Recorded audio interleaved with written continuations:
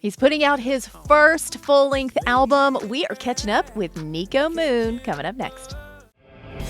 This episode of Connected with Kelly is sponsored by Pickers Vodka, proudly made in Nashville, Tennessee. So Pickers is a tribute to the musicians whose sounds fill the air in Music City. Pickers Vodka is distilled 11 times from non-GMO corn, and it's gluten-free.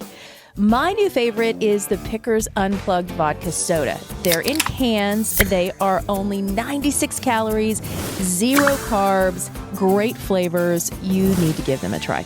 Visit pickersvodka.com to find out more or to order online. Hey, everybody. Thanks for watching this episode of Connected with Kelly. Niko Moon is just fun. That's the best way to describe him. He's been a songwriter for a while. He's got 5 #1 hits with Zac Brown Band and many more with other artists, including one that's on the charts right now with Dierks Bentley, Gone. But he is putting out his first full-length album. It's called Good Time, and we are diving into it right now. Let's get connected with Niko Moon.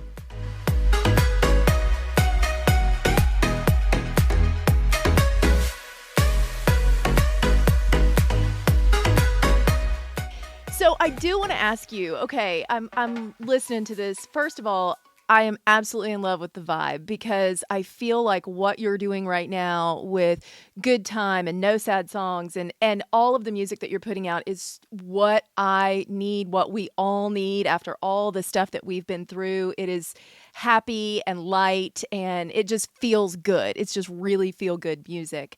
But you just mentioned, I mean, you've been through a lot. So is it easy for you to write those songs over and over again, or is there just a whole nother level that we're going to get later on from Niko? It comes really natural to me. I think I just love people so much, and I love country music, and I just want to make people happy with the music that I make. There's no better feeling than when I'm playing a show and I just look out and I can see that everybody's having a good time.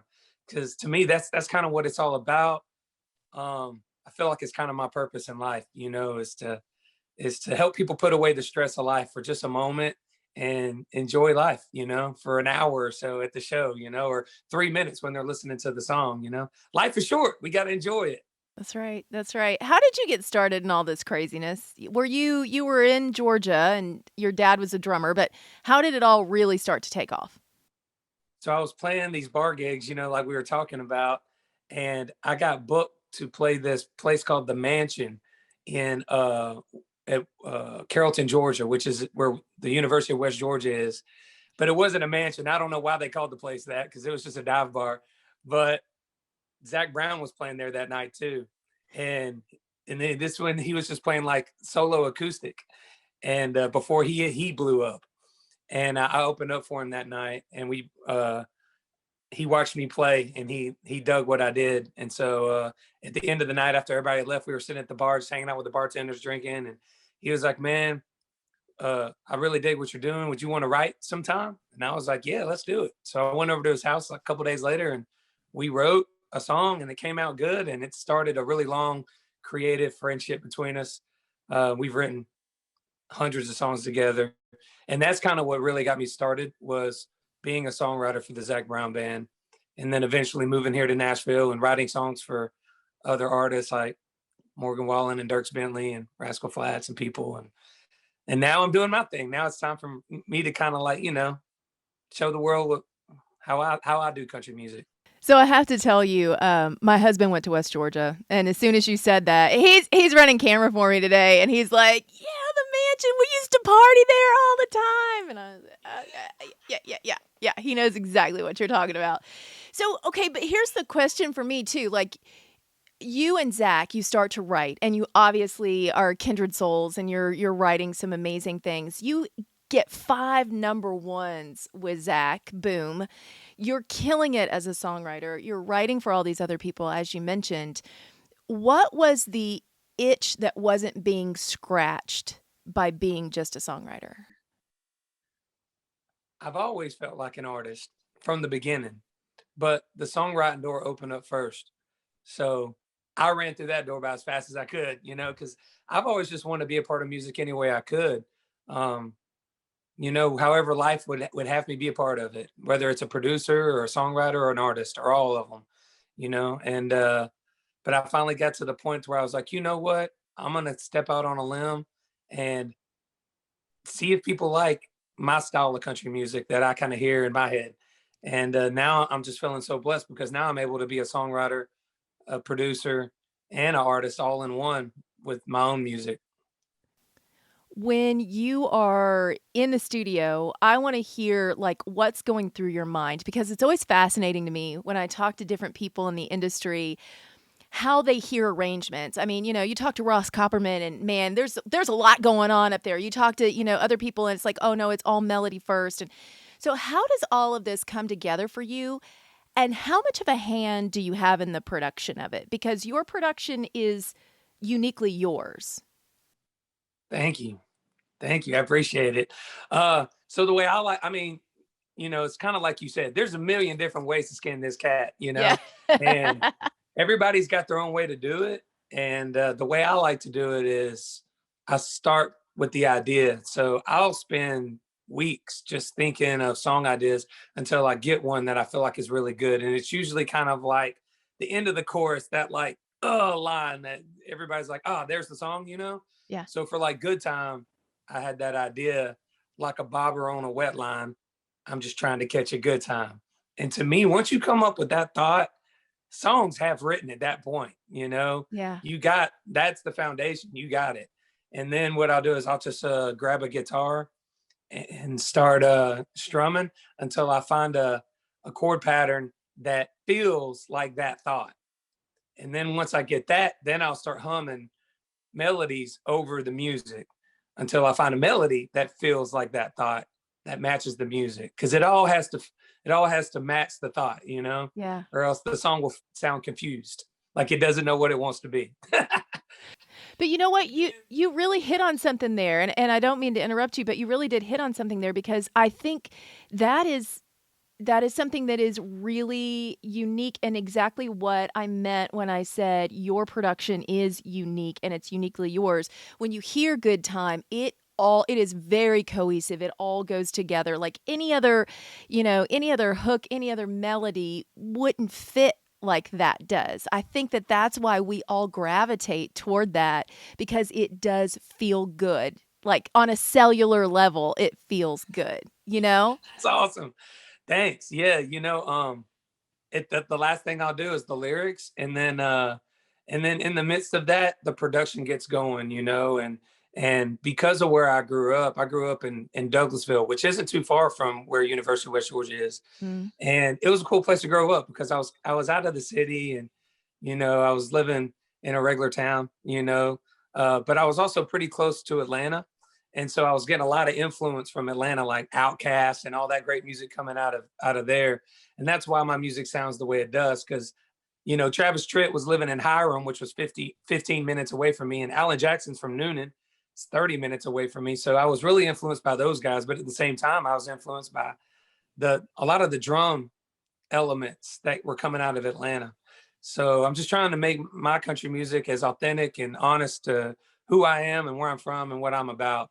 But when it comes to the production side of things, I'm a minimalist at heart. I think less is more. So that's why I like to keep it kind of sparse, because to me, it's like the less things you have in the production, the bigger those things can be, because they're not competing for space with a million other things. Like I'd rather have one guitar sound huge than five guitars all together. Sometimes more can actually make things sound smaller to me.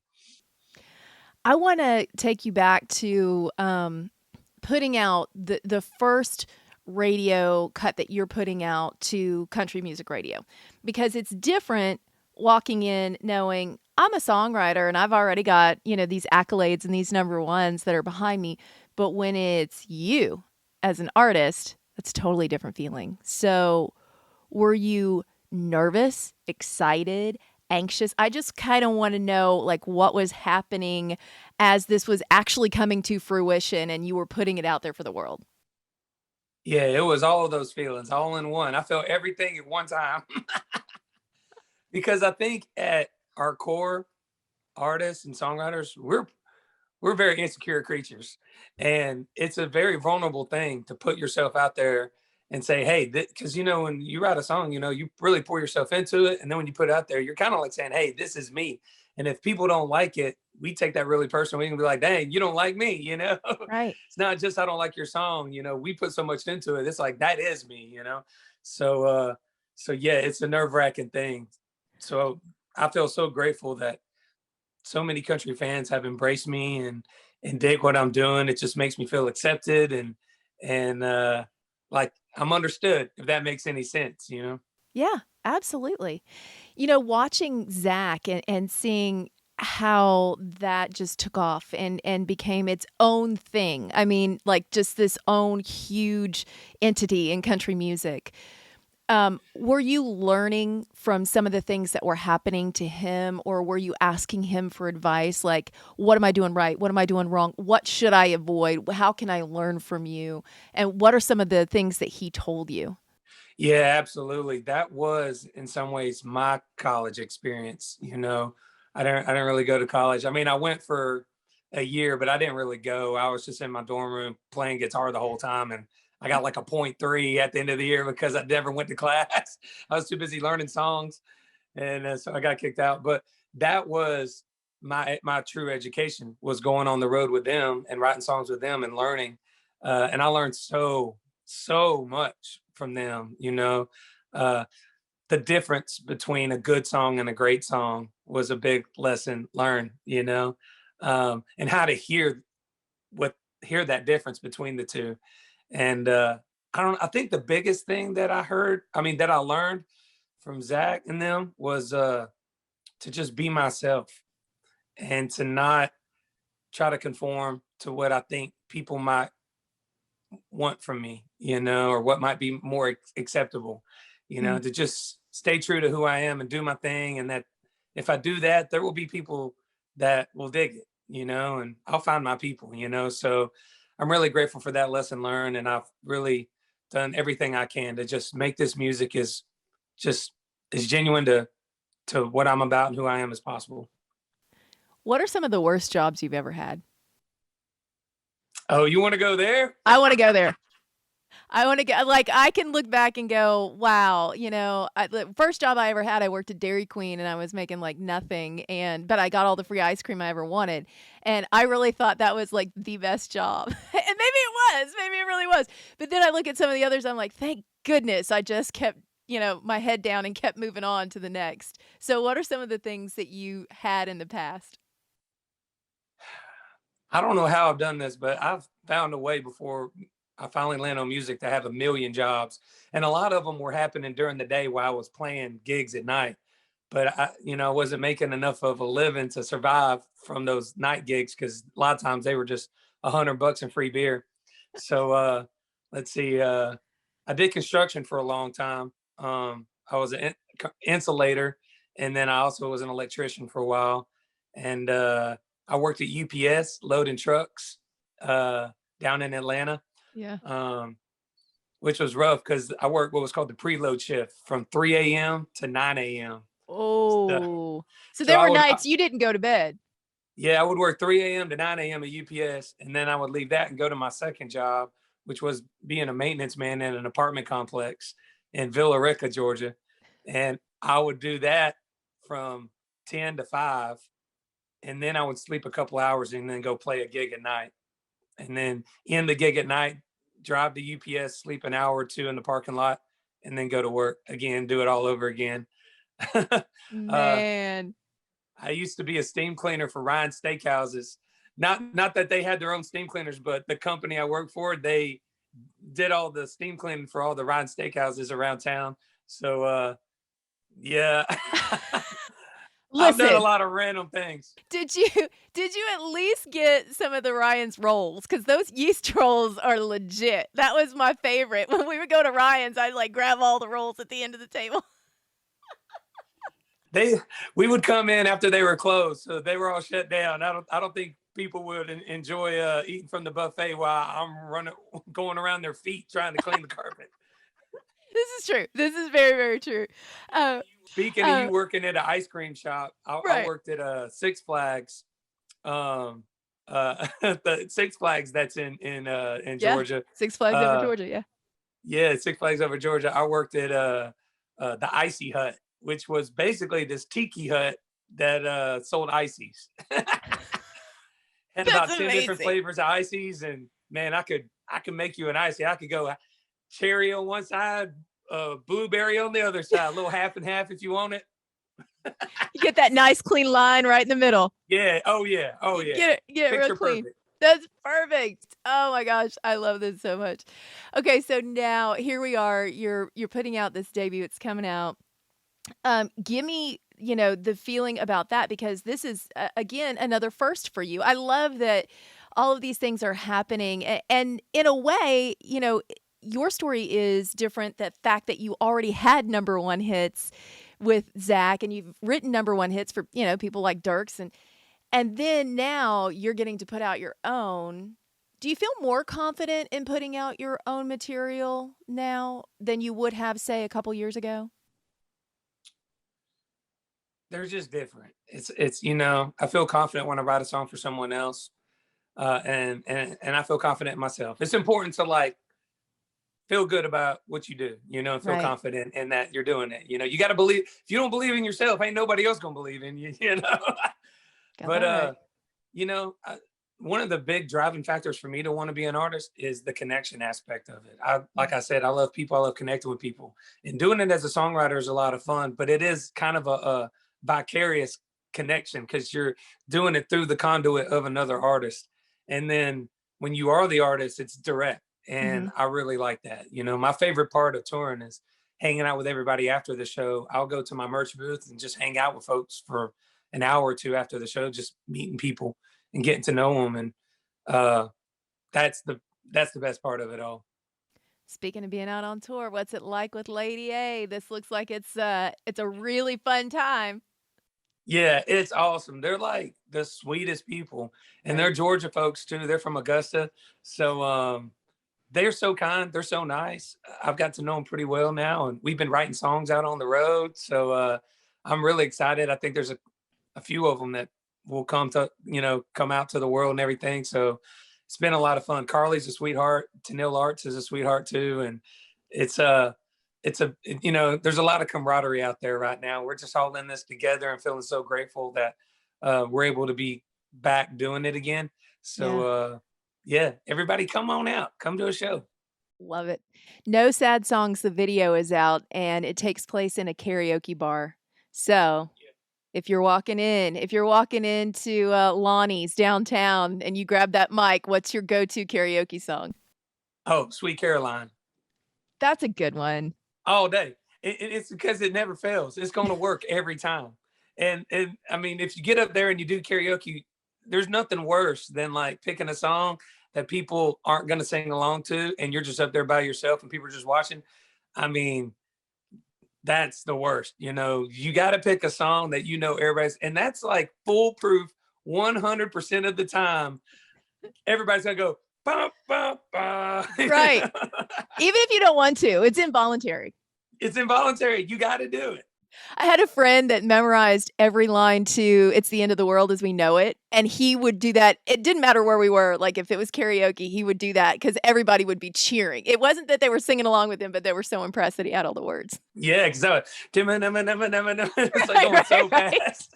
I think that you're such a positive person. I love to hear, like, what your dreams are and what's on your dream board. Yeah. So right now, what I'm most excited about is I just released my brand new single to country radio called "Paradise to Me," which is such a fun song, and I'm really excited for everybody to hear it. You can actually go listen to it anywhere now because it's out everywhere you listen to music, but it's just going to radio right now. So I'm excited for everybody to hear that. My brand new, well, not only my brand new, but my very first full length album is coming out. The album's called Good Time. I know the song's called Good Time too, but the album really is just kind of like I wanted to make an album that is just good vibes all the way Mhm. through, front to back. Dude, that's awesome. Congratulations. Thanks. Is it true that you have tattoos on both your knees that say "Good Time"? Yeah. you know, Okay, uh, give me that story. I mean, obviously it's the song, it's the album, yeah. but why on your knees and why "Good Time"? Yeah, so I like to think that tattoos is bookmarks to life.